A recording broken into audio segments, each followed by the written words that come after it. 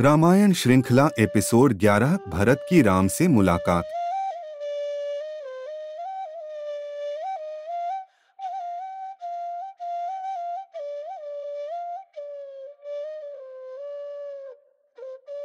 भरत का कारवां अंततः चित्रकूट पहुंच गया।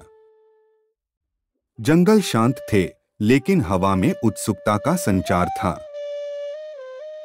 कुछ दूरी पर पवित्र वनों के बीच एक आश्रम था, राम का आश्रम। ऋषियों ने रास्ता दिखाया, पशु चुप खड़े रहे। ऐसा लग रहा था मानो जंगल ही इस मुलाकात का इंतजार कर रहा हो। जैसे ही राम अपनी कुटिया से बाहर निकले, भरत दौड़कर आगे बढ़े और उनके पैरों पर गिरकर रोने लगे।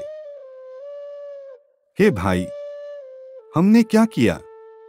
जब राजगद्दी तुम्हारी है तो तुम इस वन में क्यों कष्ट सह रहे हो? लक्ष्मण पहले तो सावधान होकर आगे बढ़े, लेकिन राम ने अपना हाथ उठाया। यह भरत है, कोई प्रतिद्वंद्वी नहीं, बल्कि मानव रूप में धर्म।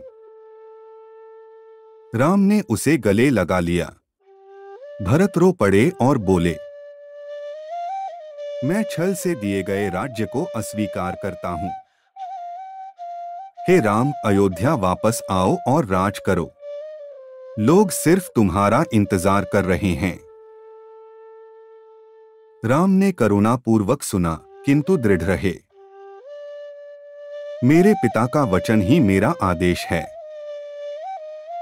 धर्म दुहक से ऊपर है, शक्ति से ऊपर है, इच्छा से ऊपर है। यहां तक कि वहां उपस्थित ऋषिगण भी राम के शब्दों को सुनकर रो पड़े। लेकिन भरत ने पुनः निवेदन किया, तुम कैकेयी की आज्ञा से बंधे नहीं हो, मैं हूं। यदि मैं सिंहासन ले लूं तो इससे मेरा नहीं, बल्कि तुम्हारा अपमान होगा। राम धीरे से मुस्कुराए। भरत, राज्य कोई सिंहासन नहीं है, यह धर्म का बोझ है। आज मेरा वन में है, तुम्हारा अयोध्या में है। राम को अविचलित देखकर भरत पीछे हट गए। उन्होंने हाथ जोड़कर कहा, तो फिर अपनी चप्पलें मुझे दे दो, ताकि मैं उन्हें सिंहासन पर रख सकूं। अयोध्या का शासन मेरे नाम पर नहीं, आपके नाम पर हो।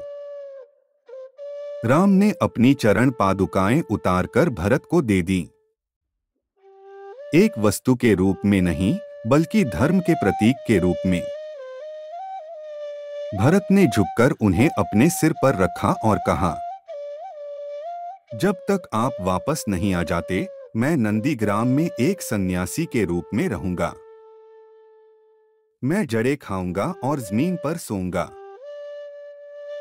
और मैं केवल तुम्हारा रखवाला बनकर शासन करूंगा। सूरज पहाड़ियों के पीछे डूबने लगा। राम वन के किनारे पर खड़े थे।